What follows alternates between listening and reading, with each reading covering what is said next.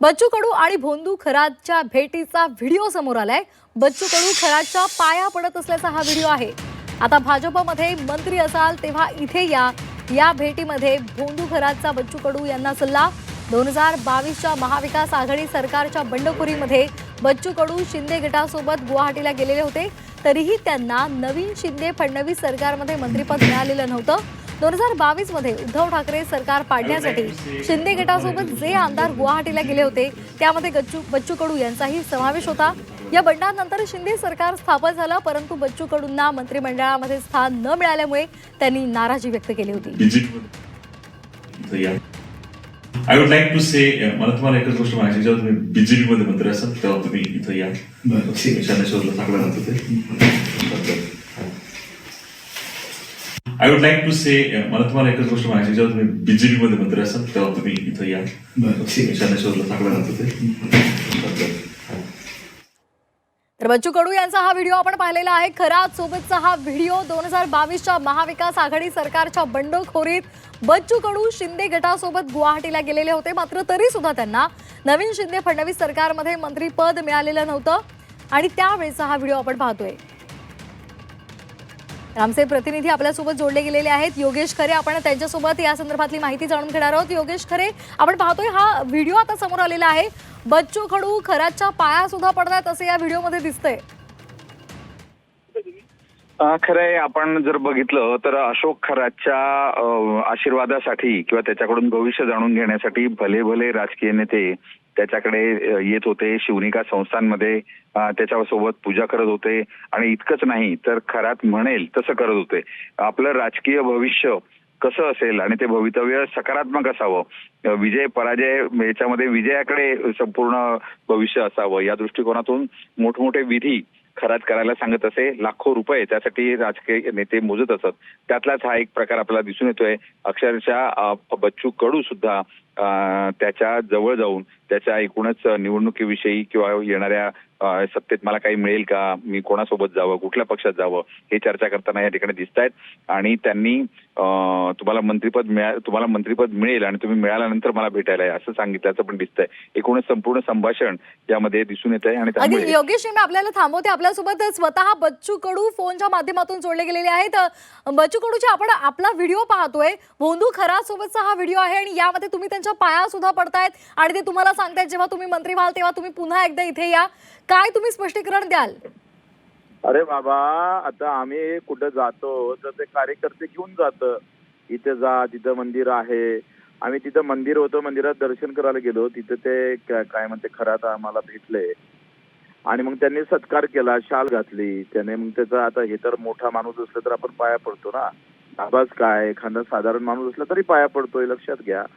कधी कधी तर आमच्या आयुष्यात असे प्रसंग असते, कारण आम्ही समाजात वावरत असतो, समाजाचं मन जपावं लागत असते।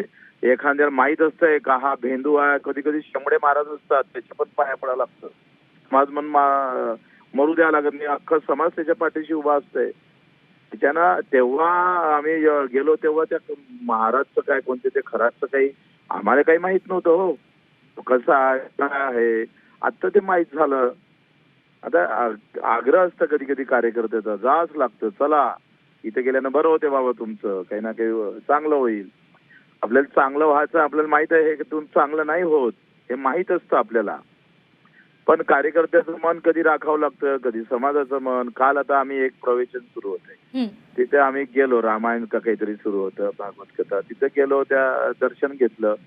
आता त्यांनी उद्या काही केलं तर मग त्याला आम्ही दोषी आहे का बघा, सांगा बरं।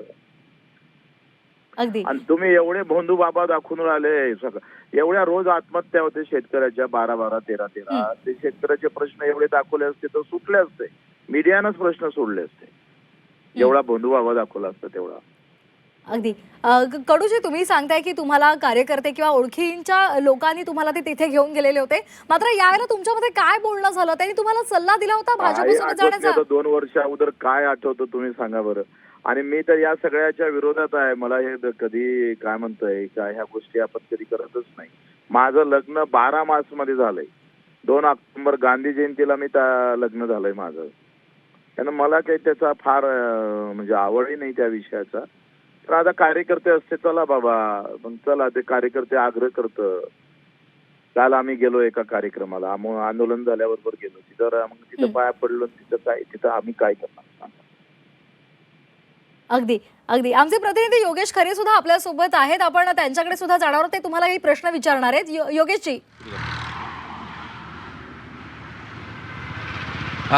कडूजी, तुम्ही काल येवल्याला येणार होतात आणि आंदोलन करणार होतात, मात्र अचानक आपण रद्द केलं आणि नाशिकमधून गेलात असं कळतं आहे. का अचानक आपण आंदोलन रद्द केलं? अहो भाऊ, तुम्ही झाले नाही न्यूज करायला, येवल्याला आलो आम्ही, आंदोलन केलं, कांदे फेकून मारले तरी एसडीओ कार्यालयात. नाही, पण मोठा आज नाशिक जिल्हाधिकारी कार्यालयात आपण खूप मोठा गोंधळ करणार होतात, राजकीय म्हणजे बरंच मोठं आंदोलन गोंधळ करणं, बैठक होती तिथं. तुम्ही वाट बघत होतो, पण अहो पहिले ऐका, तुम्ही असं कसं बोलता? तुम्ही पत्रकार आहे साहेब, तुम्ही असं का बोलता? माझी आज कलेक्टर सोबत 3 वाजता अमरावतीला बैठक आहे, लक्षात घ्या तुम्ही. मेळघाटच्या संघर्ष यात्रेची बैठक 3 वाजता आहे. काल 3 जण आमचे गणेश निंबाळकर वगैरे असे काही कांदा उत्पादक शेतकरी आज तिथं बैठक घेणार आहे कलेक्टर ऑफिसला. तुम्ही असं कसं काय बोलता राव?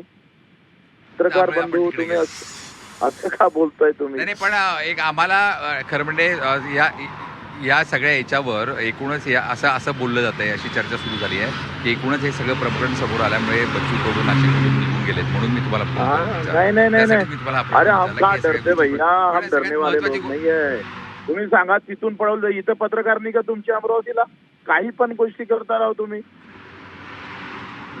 मला तर माहितही नाही, अगदी काही पण बोलताय.